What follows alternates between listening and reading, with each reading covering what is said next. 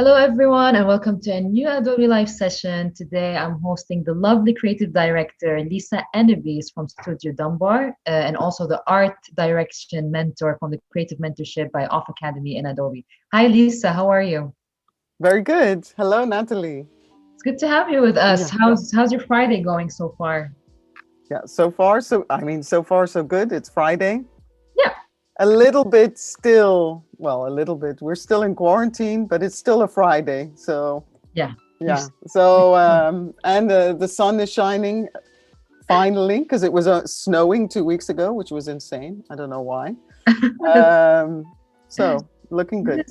Good to have you with us. I want to say hello to our live chat community. Hi, Jackie and Anika, Jasmine and Sean, Caroline. It's so good to see some lovely faces back in here. I want to invite everyone who's joining us on YouTube to switch to behance.net/live so we can say hello to you and answer your questions. Today's going to be an exciting session. So get those questions ready so we can share them with Lisa today. And for those who are not aware of what is the Creative Mentorship, it is a 7-month program provided by Off Academy and Adobe. The Creative Mentorship was really built to empower young talents from the age of 18 up until 30 to give them the chance to do their dream project and work with a mentor, professional mentor, for a period of 7 months. And they will reveal the projects, right, Lisa, in a couple of weeks at Off Festival.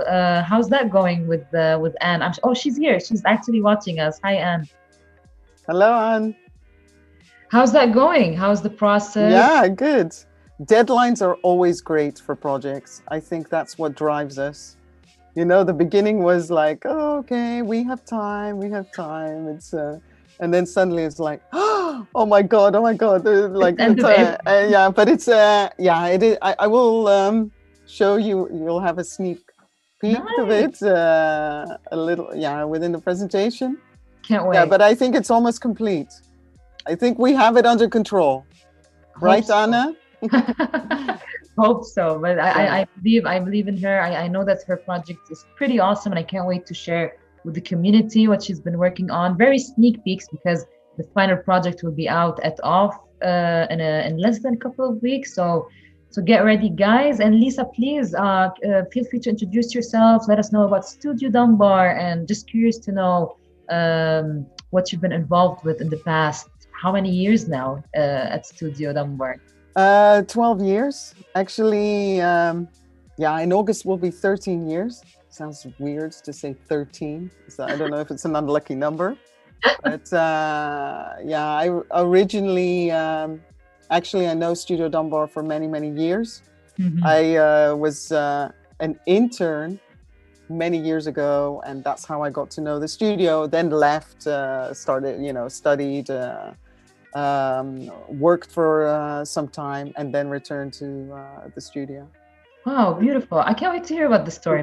But let's jump in and see who is Lisa. Who is Lisa? Okay. Who is Lisa? Well, it's this is as good as it gets, people. So let's go. Yeah, like I said, yeah, I'm creative director at Studio Dumbar, Type Radio co-host. I'm an obsessive book collector and a motion cheerleader, and I will just show you each of those parts. Amazing. For you to understand better. Type Radio is a podcast station that I started in 2004 with another 3 colleagues, where we started to interview type designers and designers from all over the world. And we started in 2004. That was just a year before podcasts came out. Yeah. And the next year it changed, so we quickly went over to podcasts. I mean, I still remember, like, we were all going, "What is that?" And now everybody's doing a podcast. Because everyone is on a Clubhouse. Are you on Clubhouse? No, I'm on Clubhouse, but anonymously. I'm like, I'm just going, and I'm like, oh, I've got to go over to Clubhouse, but I've not made the leap yet. But it's Yeah. the next step. Next step. But yeah, but it's a. Sorry, go on. Typeforyou.org. Can still people access that? Yeah. Or okay. And yeah, there's about 550 episodes that you can download. It's from, I mean, everybody you can imagine. We started going to conferences and interviewing people at conferences. So our first person we interviewed was Stefan Zeigmaster. Oh, and it was a classic where we prepared everything, all the questions, did the whole interview. And of course, we forgot to press the record button. So there goes that interview. So we had to redo the whole thing again, but it was good. But it is an interesting platform also because we also approach it in a more personal way. And the questions we ask are not only about design, but about someone's personal life. Because I think your personal stories also tell the story about who you are as a designer. We start with, are you religious, or do you steal, or do you lie? All these nuances in the answers also tell you so much about the person behind it. So that's one aspect. And that's also a big interest for me, is really to, I'm interested also not only making design, but I'm interested in designers themselves, and also finding a voice for designers in different platforms. So Type Radio is one way. And I'll show you later another project that I worked on recently. Amazing. The other is books, collecting books. That goes quite far. And this is at home. When I decided to put everything in alphabetical order, do not do this. It's a stupid idea. I mean, it's not like once you put it in and you're really happy because everything goes in order, and then you buy a new book, and then you're like, there's no more space. So what are you going to do? Like, start shifting things? So it was really stupid idea. But I'm quite obsessed. Like, sometimes I buy more, like if I have one book, then I think, oh, I want to look at this, and it should be kept sealed. So I have to buy another one that you don't touch it. And like this stupid. That's amazing because now I feel embarrassed because I forgot the name, but there's an American journalist that she actually has her own show right now on. Yes. Yes. From the chat can help us, but she bought an apartment just to be able to save her books. Exactly. So many books that her apartment felt so small, so she bought a bigger apartment for that reason. So how long is this picture? How old is this picture? How old is this picture? I mean, like, do you have... This is not. This is. I think this is 5 years ago or so. I mean, now they're back on the bookshelves, but. Just wondering if you add it to the collection. Of course. I mean, this is nothing. I mean, what are we talking about? It's it's a way for me to relax. Like if I go to a bookstore or I'm looking through a book, I just don't think of anything else. Yeah. But it's also the search of finding a book, like finding, I don't know, it's a collect. One thing is liking books, the other is collecting, and that collecting is really exciting, like to try. And that's also partly why I was really drawn to Anna's project, because it's about collecting. Yeah. It's I think we all grew up, I mean, collecting Pokemon cards and this football cards and all these things. Yeah. It's not, it's just that you want to have all of, I don't know, and it's the finding, you know, that's like the thrill of it, and that's what I really, really love. If you say tomorrow, okay, you can start, like at some point, my husband is also equally crazy. I mean, he was collecting bricks, so I was like, what are we doing here? You're collecting bricks. We're never going to leave the house, never. Okay, this is, Amazing. And someone pointed out the laptop, actually. There's a laptop in there. oh, Uh, that was for music.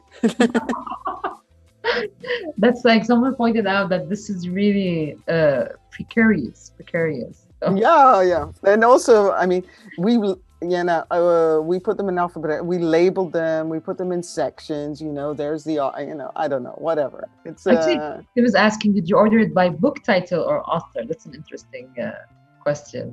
oh, by title, because that's for me easier to Of well, course. title something. Yeah, it was a title and in sections like Yeah, art, etc. makes Then sense. the worst is, now that I don't have space, if I find a book, I put it randomly, and then I have to remember, you know, shape, size. Yeah. Anyway, stupid, Oh, silly system. Anyway, beautiful. and the other part, and that I think is very contrary to books, because I would say books are more, I mean, it's print, etc. I absolutely, absolutely love motion, and that's something that we're also focusing more in the studio. This was a 3D animation that Neil's a designer in the studio made of me. Actually, there you go. Amazing. Whoa, Uh, merch. like in Men. the puppet. If I stand like this, I'm like the whole thing together. Yeah. And yeah, that emotion and the importance of motion, and how that plays in the work that we're doing, and especially when it comes to identity. Mm, Because so far, I mean, when it comes to branding, there is a lot of great branding work, but motion is still there's a lot of development, because that really can define the character of a brand. exactly. How it moves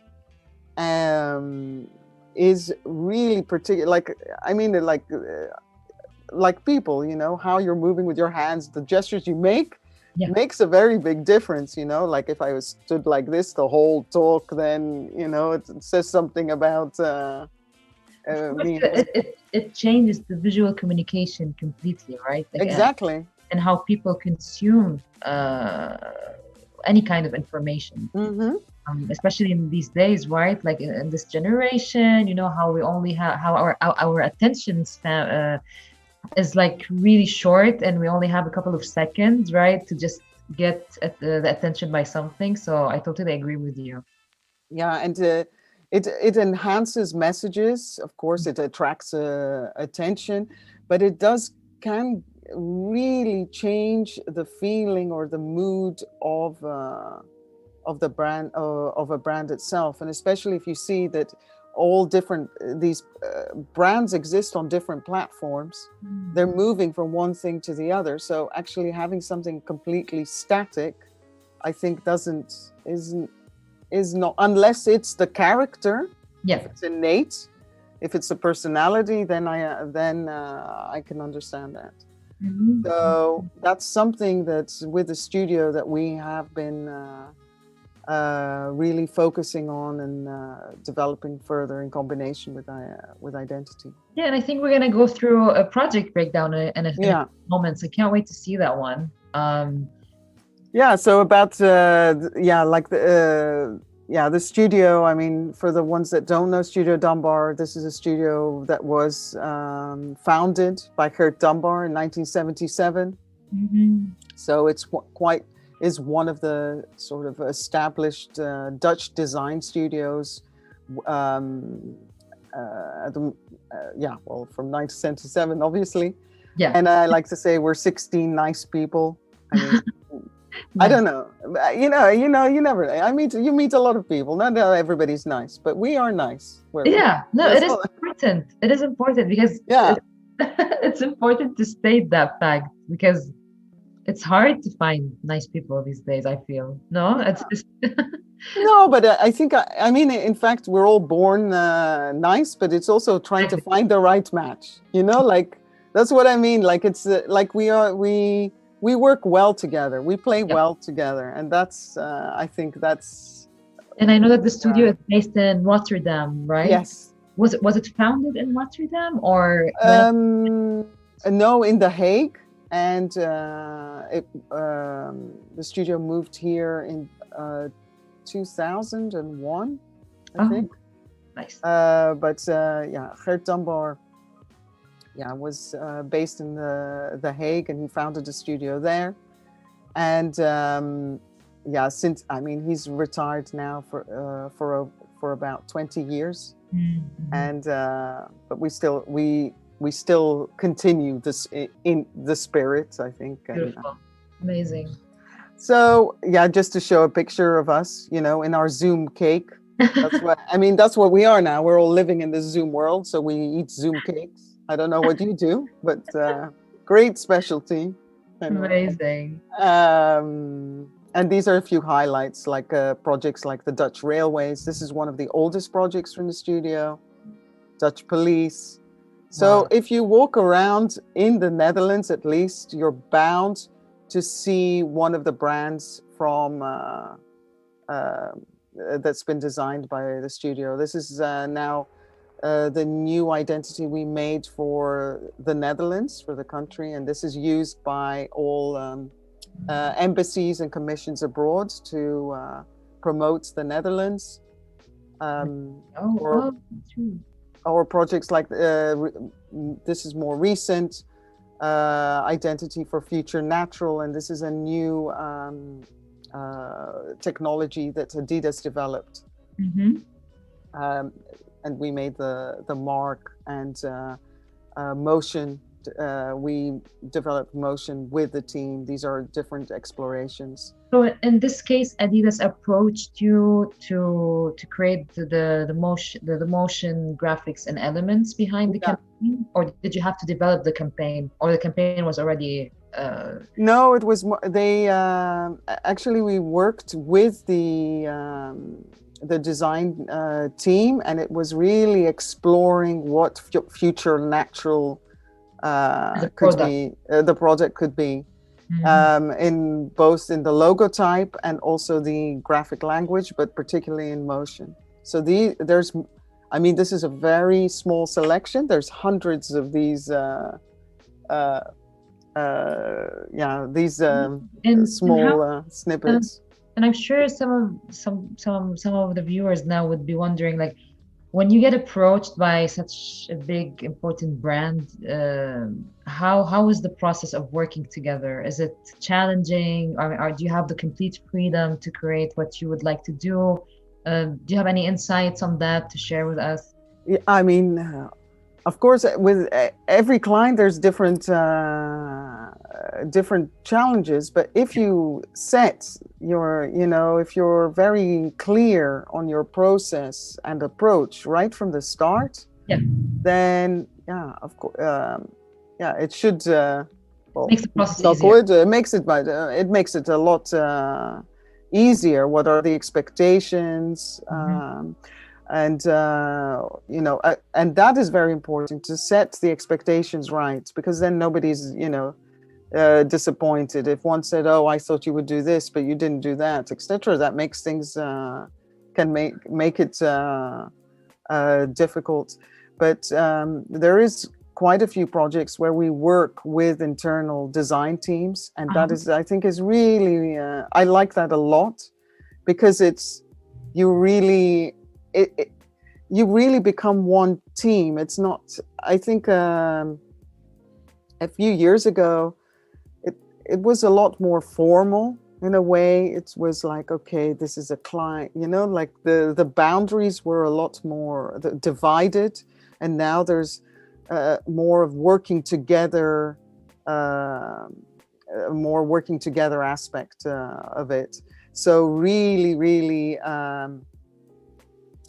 coming together on a weekly basis, sharing sketches on both sides, and saying, okay, what works best? It's not like, oh, you are the, you're supposed to do this and that doesn't work, or like really looking at everything together.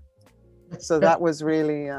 It's a good advice, really, and whether you're a designer or working in a company or even, working on any kind of field. I think this is really important to consider, because Mm-hmm. especially in the design world, right, where we feel like there's somehow some kind of like a competition between designers, unfortunately. So I feel like it's good, to have this amount of support Mm-hmm. in the creative community. But I don't know. There is competition, but I actually feel that it's more of a community, Hmm. more community than in the past. And I don't know why or what it is, or there is a shift in community. Of course, everybody's competitive. I mean, if you're in a pitch, of course you want to win, but I don't know. I feel, at least with colleagues around me, there is a lot more respect. And of course, if you design something and I don't like it, I don't like, okay, I don't like it, okay, but that's fine. But there is Yeah, also respect. yeah, There's craftsmanship put into it, and I think that's important for us within the field of design, to respect each other and not to try to kill each other publicly. I mean, we should protect our profession than 100%. put everybody down. Exactly, 100%. Yeah, yeah, I feel, yeah, I agree with you. And especially now after last year, we're coming together more than ever, right? And we're connected more than ever with each other. So Hmm. definitely. Now we're gonna learn about the mentality. Mentality. Yeah, Mentality. and this exactly, and this is a mentality, I would say, what we try to keep at in the studio, and it's about the pancake. That's what yeah, we always call it the pancake mentality. This Okay. is, yeah. So a pancake is determined by the quality of its ingredients and the size of the frying pan used. Likewise, the quality of a design studio's work is determined by the ability of its members. So if you what that means is, for example, if you make a pancake, you've got flour, you've got eggs, and milk, and other stuff you want to put in there, but those three main ingredients, all those three ingredients have to be good. You cannot have bad eggs and make good pancakes. That's the same thing with a studio. Everybody within the studio has to work in an optimum way and work well together. I can be a good creative director, but if I'm working with a designer that's not so strong, then we don't get good results. But it also works the other way around. You can have the best designers in the world, but if you have a crappy creative director, it doesn't work. The same, project management, equally important. Operations has to be 100% good. The front office, the person that picks up the phone. So that's like all of us together have to work as one strong team. And there is not one person that is higher or bigger or better than the other. So you cannot, I don't believe that, oh yeah, the creative director is that. Because when you're making a pancake, it's not like, oh, we made the best pancake because that one egg was good. It's all three has to be functioning well. And that team mentality is very, very strong in the studio. And that's also, for me, also in my role, that's something I really, really guard and want to keep This and is keep. absolutely fascinating. I hope everyone implements the banking mentality Yeah, in their agency or in their work or anytime. I love this. Exactly. Like all ingredients have to fit together. exactly. And Yeah. of course, I mean, I'm talking through the Dutch perspective. Pancake is maybe not but I don't know. I mean, you're in Spain. You have I think, a lot more better dishes. Yeah. No, like let's But say tortilla de patata, right? You have okay, to have the right patatas, you have to have the right eggs, you have the exactly, exactly. Amazing. And talking about Spain and books, today is actually San Jordi here, which is a really beautiful festivity where men give roses to women, and then women give books as gifts. But obviously, right now we all like in this situation, we all gift each other books. So Oh, so yeah, nice. yeah. Did So you it, receive one? Did you yeah, receive? Nice. Yes. Now I'm curious, which book did you receive? Virgil Abloh, his latest book, Something's Oh, Off. oh, it's on my list. Ah, It's on yes. my list. It's on my list. It was on my list, but I got it Uh, as a gift. So wow, very nice. something that, yeah, it's beautiful. The design and everything. I was actually interested about the cover design because the cover design is so simple. It's Yeah, just something's off with the Nike logo. So pretty interesting. nice. But yeah, pancake mentality, everyone. Please Exactly. put that in your notes. Oops, the slide's not done. Okay. So then it's this, I mean, when we talk about mentorship, for me, this is also a way of working with everyone in the studio. It's about the space to create. Yeah. And it's in all the projects that I'm working on with the designers. I always say, like, I know the direction, but I have no preset idea of the outcome. And when I mean what I mean by that is that if I, for example, if I knew what the outcome would be, it would make everybody's life extremely boring. It would be not interesting to come to work, because if we knew the answer, you know, then it's all done. And it's really not challenging. And by just leaving it open, that gives a room for everybody, for people to grow.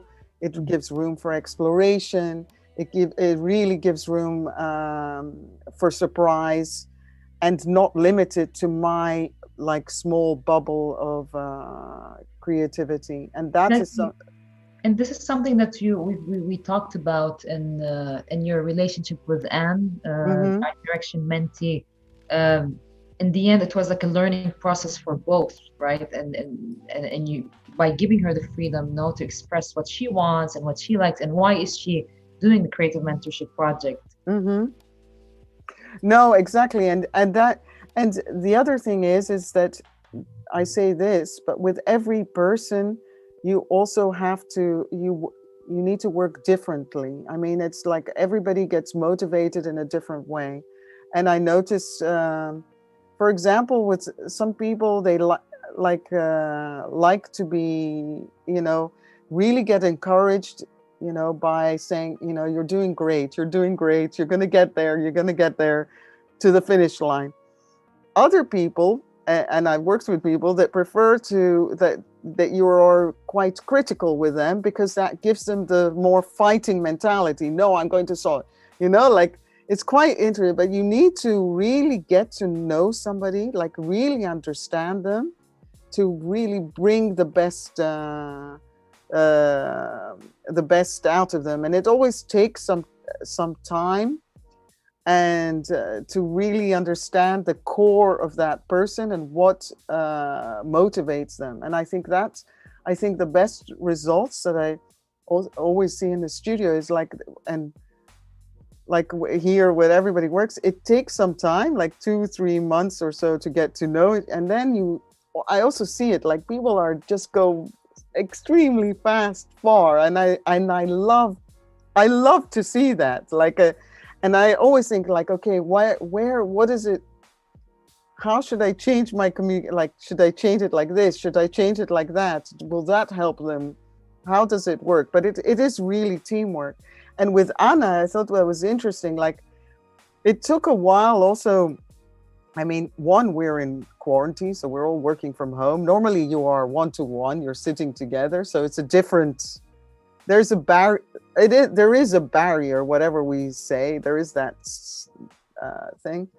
And really to understand, okay, where is she going? And I realized, in the end, we talked about it, like I realized with Anna, she takes a lot, you know, time to really distill her idea and find the way where she needs to go.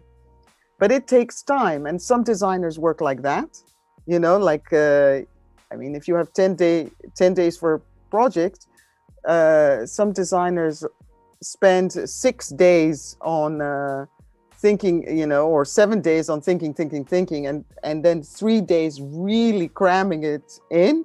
And other designers really take the time, and both ways is okay. And that's also in art direction, to understand that and respect that,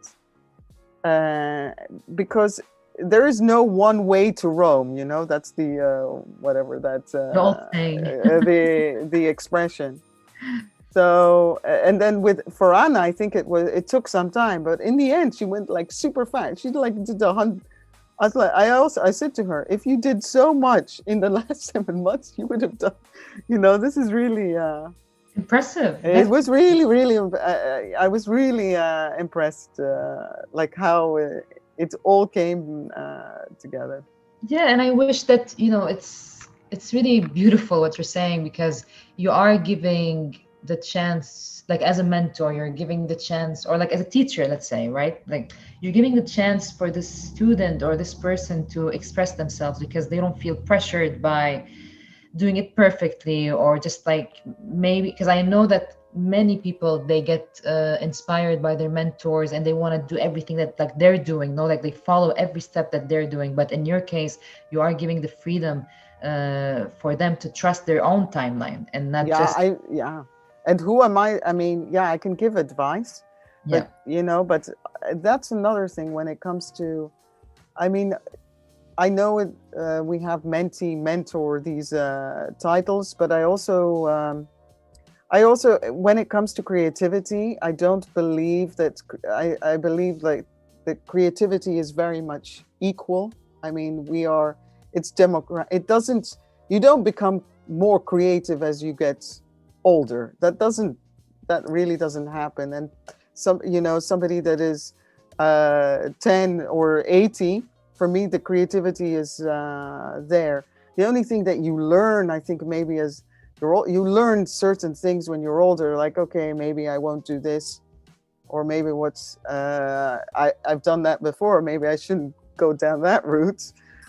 You learn certain things, but the creativity, that sort of, that I think belongs to everyone. So for me, the role with Anna is a sort of guiding or steering, but not like it's going to become, like, oh, don't worry, Anna, in 30 years, you're going to be a way more creative. That's not going to, yeah. 100%. I mean, we are all creative. We're born creatives. It's just a matter of nurturing your creativity. Exactly. And because as you grow, you just learn more things, and you just kind of like feed it, if that's the right term. Exactly. And that feed, it's like, I mean, you also, it's like exercise. Actually, I'm the wrong person to talk about exercise, but like I mean, for example, when we talk about musicians, and they practice and practice and practice, it's the same thing. Like when we're designing, it's a question, you practice and practice. You can't say, oh, I made one poster and now I'm the best poster designer, or one motion piece and that's it. It's it's like, really, you have to practice also your craft, and that is important. And the last one that I wanted to now, the other is about respect. And that is when you are giving feedback, or when you're talking to someone. I found this quote, and I still need to find the person who said this. I read it in a book. If you have to say no, do it politely. Nobody wants to hear your baby is ugly. And this is so true. I've never heard, I mean, maybe behind other people's backs, they might say, oh, that was not a bit, but you never will say to them, oh, that your baby is ugly. You will never say that. You will always be respectful. And it's the same thing, I mean, now it's a baby. It's also for design. It's very personal what we make. So when you talk to somebody, you have to say it with respect. It not means that you cannot say that this is not work. You should be honest. I think that's the point, and do it in a constructive way to help somebody to go further. But and that, I think, when it comes to creative direction, I think being respectful is important, and also to understand, like, I don't know, it was last week, or I was talking um, to two designers in the team, and we have quite a short deadline. And when I get closer to the deadline, the harder it becomes, because then I'm like, okay, the beginning we still have time, we're exploring, and when we get to the deadline, it's like, okay, now I have to be getting more and more honest, because we have to make that. Sorry, we have to make that meet the deadline. And then the other designer's like, Liza, you're now going a bit too far in your honesty. I was like, okay, Liza, calm yourself. We're gonna get there. But this for me is something I always remember. Like, you have to be respectful. Otherwise, it's not gonna work. Yeah. Love this. I love this advice, especially in the world, in a world where where it's full of criticism, and you need to know how to how to do critique in the end, Mm-hmm. right? While being honest and having some respect. Yeah, amazing. Great And job. This is the big project that I'm personally excited about, and I'm sure everyone's gonna get excited when they see the final outcome. So yeah, this is something I've seen on your portfolio, Lisa. I'm so curious to hear all about it. What was the brief behind this? well, this is a self-initiated, well, self as in studio-initiated project um, that took place in 2019, just before COVID. Like, that was actually very, very lucky. We talked about our love for motion, so this was really, really a celebration of that. But I'll just tell you a little bit how it started. And as you in the Netherlands, we have a lot of these outdoor screens showing advertising. And this is in the train station in Amsterdam, but we get them in all the stations, more or less. You see them, and they play ads. But when they don't show ads, they have these wonderful screensavers that you see here, nice penguins, which is great. But they're not. I mean, of course, they're beautiful, and if you love penguins, then this is the best thing that could happen to you. But there are alternatives that you can show. And Exterior Media approached us and asked if we would come up with other ideas that we could show on these screens. And we made design for them. For every city, we made a city sign, a motion sign. It was developed a variable typeface. This is for Rotterdam, for Amsterdam, and there were about 12 that we made that were released. And here you see a few more in the set. And Beautiful. just to get an idea for it. And these are all basically programmed in real time. You can change the messages. So This this is a was when. it's a real time. Like for instance, you can communicate any messages. So it's not Yeah, like it is. It is. Yeah, it is. At least in the Netherlands, all the screens are interconnected, and you can communicate in real. And these were programmed that you can change the message and communicate. Of course, schedule it in the next whatever seconds if it's there, and communicate in real time. But here you see the city, what we call the cities in motion, and when they were released, we were so excited about this. Like, wow, we could see our work. I mean, we do see our identities live, but to see these screens show something different was really, really.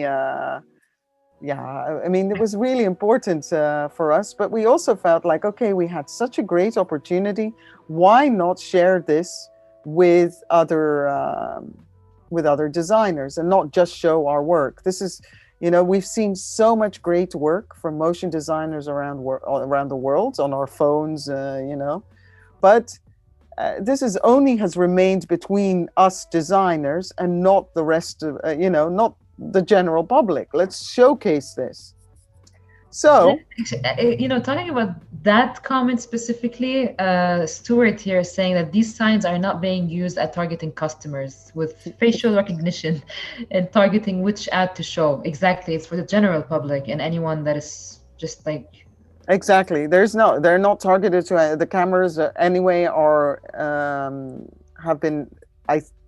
They're not in use anyway, so they're just. Like an they're there.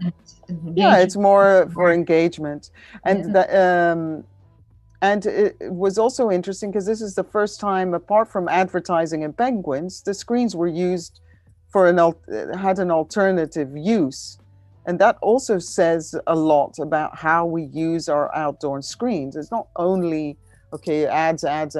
You can use them for something else. So we came up with this, let's just organize the world's largest motion design festival, because, as you do on a Friday night when you're maybe had a drink or two. The brainstorming session, yeah. Exactly. And then showcase all the work from everyone. And in Amsterdam Central Station, because in Amsterdam Central Station, you have 80 screens and 4 video walls. Oh my God, beautiful. And Exterior Media was obviously willing to give the screens and become our partner, and really to use those screens for 24 hours. So no advertising, and just show pure motion work. And the best part of the station is that you have 250,000 visitors go through pre-COVID. Yeah, so important note.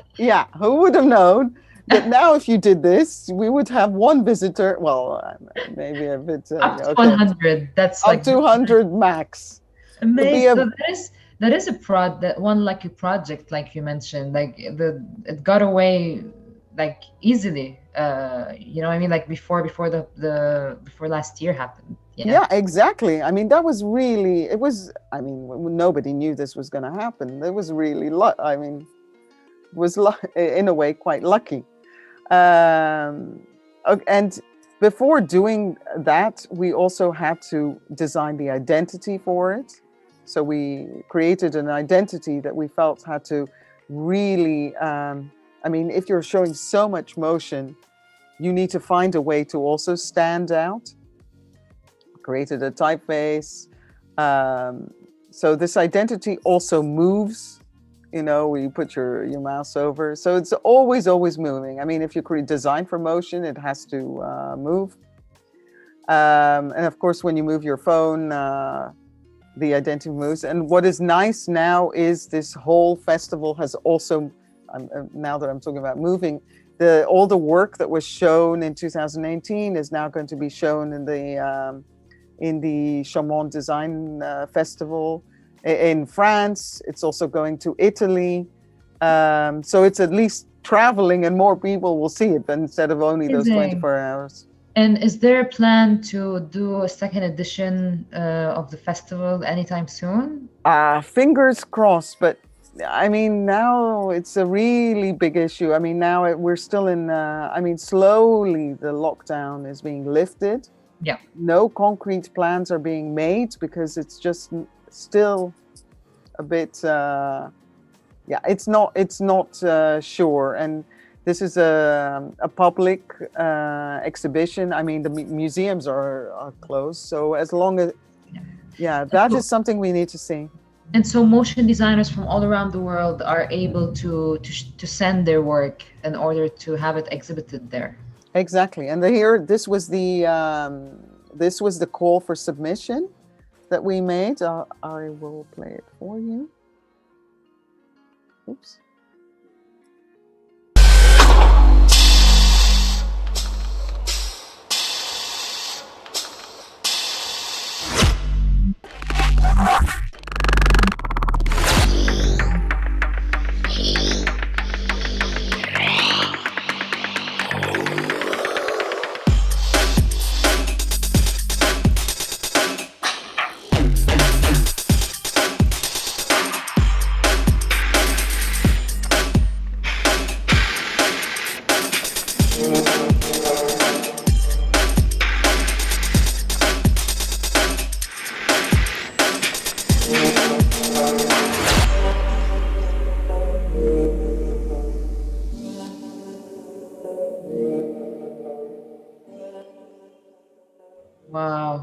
look forward to seeing this, the second edition of this, and I feel like Yeah. when we replay this video, like the our session today in the future, because it's gonna be on YouTube and Behance, we're gonna look back at this and say, "Oh, we were talking about doing a second editions," and I here hope we are. so. Amazing! Wow, 2000. 2000. Well, yeah, this was insane. This was like I mean, when we started getting, I mean, I thought, okay, maybe I really calculated 500 submissions. That's seriously what I thought. Okay, if we get 500, but it really, really sort of blew up, and people started sending more and more and more work. And you know, we had, if I remember correctly, we had 18 hours of motion work. You know, like for me, it was like being in a candy store. Like 18 hours, that means 18 hours of incredible motion on Instagram. Like I was like, wow, this is fantastic. Like just seeing this. And I mean, we had to make a selection, of course, make a selection and look at the work. And I think we went through the whole 18 hours about 7 times. It took some time, but we came down to 400 pieces of work that were shown, and we took over the station. And here are some highlights of the day, and it was really, really beautiful. Just to see. And it's people from like the profiles of the people who submitted. There's really no limitations. No limitation. I mean, that we had schools enter. We had, I mean, lots. I mean, that we initially what we did, we thought, okay, maybe we're not going to get any submissions, so we invited 50 people that we knew. Like we said, okay, please, can you submit a piece of work? Because we thought, yeah, nobody will enter. We don't know. You don't know when you make something if it gets any what people will think, etc., or want to. A lot of people were asking, you know, okay, for motion designers they know, but other people, we were asking for support. We went asked a lot of companies for support, and they were saying, yeah, but what is motion? And I was like, no, you know, what is motion? I mean, is it like Disney? I was like, no, it's not, no, it's not Disney. So, you know, like it was a bit hard to convince. But once we said, everybody sent in work, and it had, I mean, the question was, it had to challenge the screen itself. It was no point to send a piece that was completely static, and maybe, you know, that was the thing. We didn't have a theme. We kept it open because we wanted to make sure that everybody felt comfortable in sending work. And the selection in the end, there's people, I mean, from all over the world. Some things are, you can tell, I mean, they're not from the latest software, with very basic things have been made. Others very, very complex and sophisticated. But it was really, really, that didn't matter. I mean, I don't care. I mean, of course we care about our tools, but we're not religious in that way. It was really looking at the most, the most exciting and beautiful work that we could show. And everybody was really just collecting around the screens and looking at this fantastic work. We had guided tours where we took everybody around the station. We even, the whole station would change every 15 minutes, because sometimes at one platform you would show one thing. We had different themes within it that we selected only black and white work or only type, it just changed every moment. So here you see a bit the glimpse of that. Beautiful. Really interesting project. I really hope people will get to me too. Their work. And the second edition, amazing. Thank you so much for sharing this with us, Lisa. And we know we have some like 10 minutes left, and I would love to cover Anna's project, Creative Mentor project. So I know that in the beginning of the conversation, I asked how has this been going, and I know that she's on track. Everything is ready. So what we're really interested in is obviously see the sneaks that we have, but also I would love to see like as a mentor yourself, how was the experience from your side, and how can you implement this on like future learnings and future mentees or future students? But yeah, please go ahead. Yeah, Anna's project, yeah. I mean, it's about collections and it's about collecting. And I think that is really, uh, there's many ways about it, like how, as a collector, what you can do with your collection. Like, do you, um, you can either be in the forefront and say, I am a collector, it's all about me, or you put your collection in the front. It's like in a way, you're making an identity for a museum.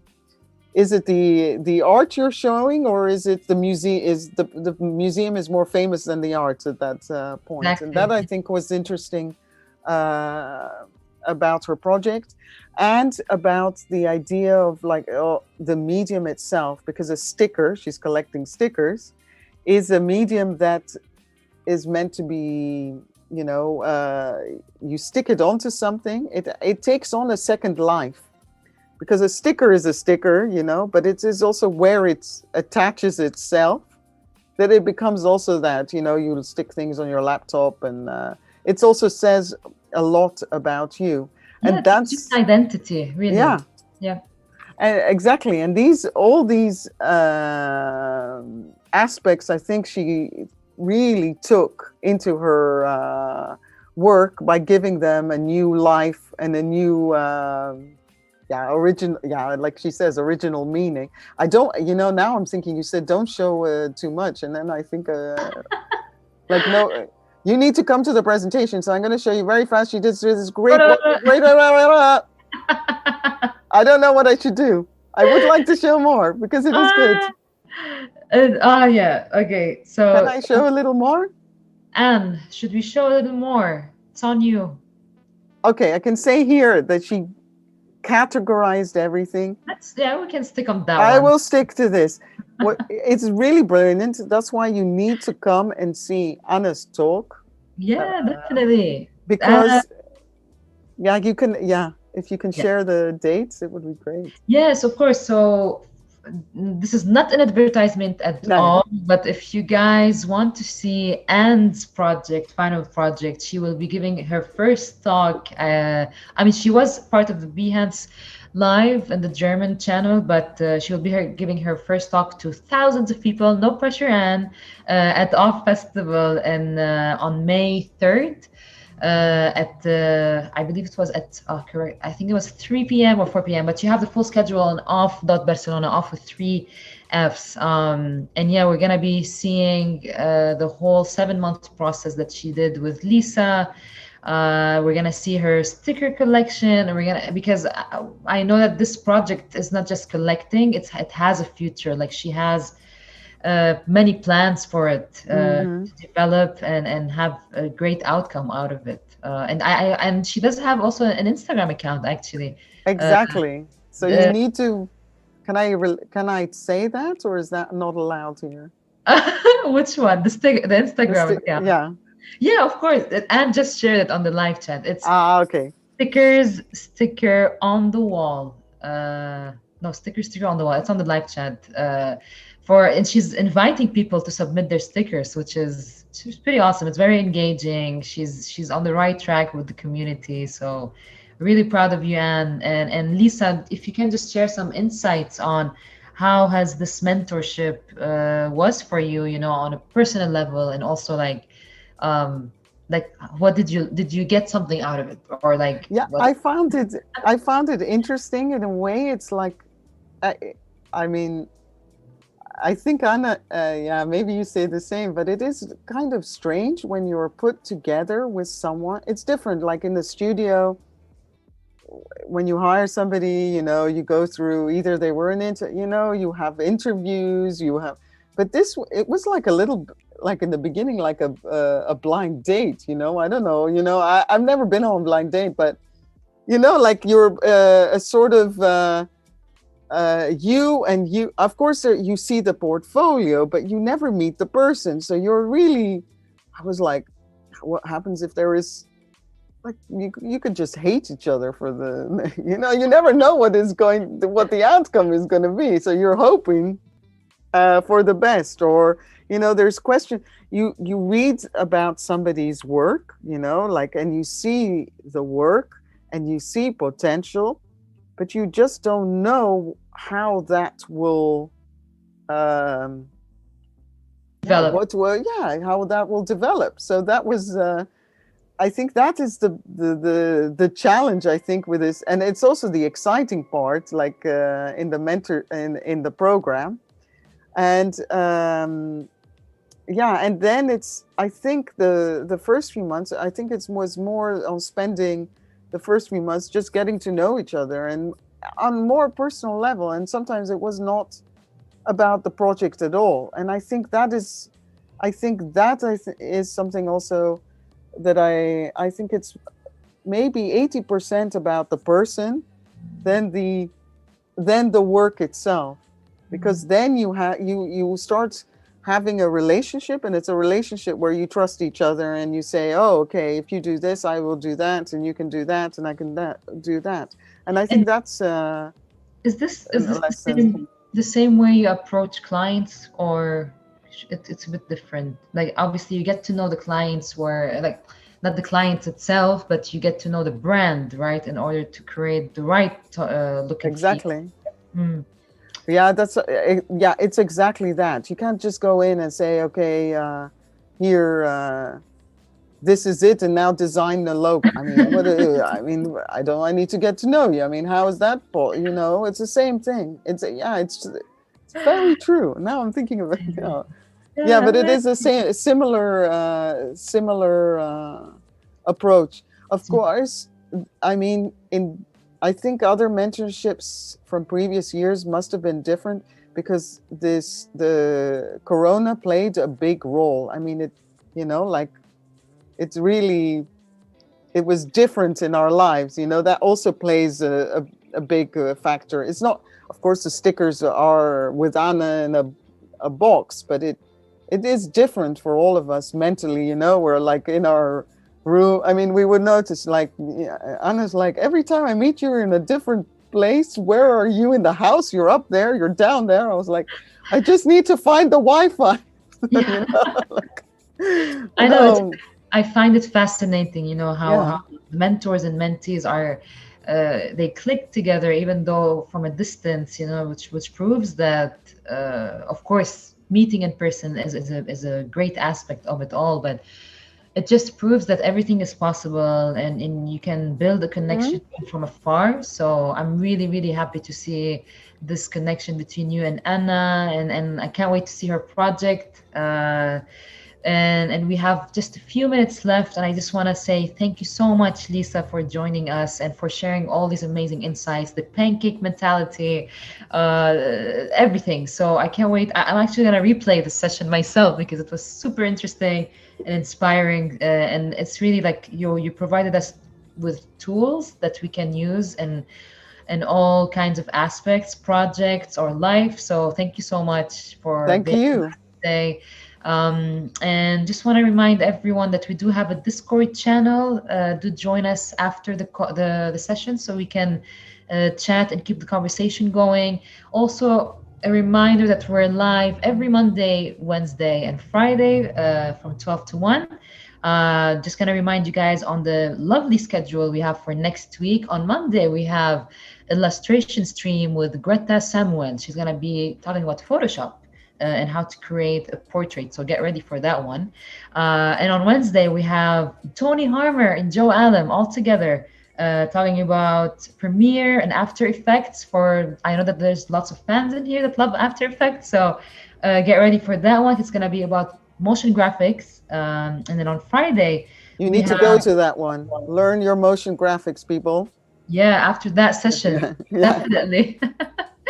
And then last but not least, on Friday, we have a session about entrepreneurship and creativity with Sofia Posa, sorry if I'm not saying that right, and hosted by Sofia Emerich. So get ready for a beautiful lineup next week. And please enjoy your Friday, enjoy your weekend. Thank you so much for joining us, everyone. And Lisa, have a great day and hope to see you Thank soon you. on the streams. Thank you guys. Thank Bye. you. Bye bye.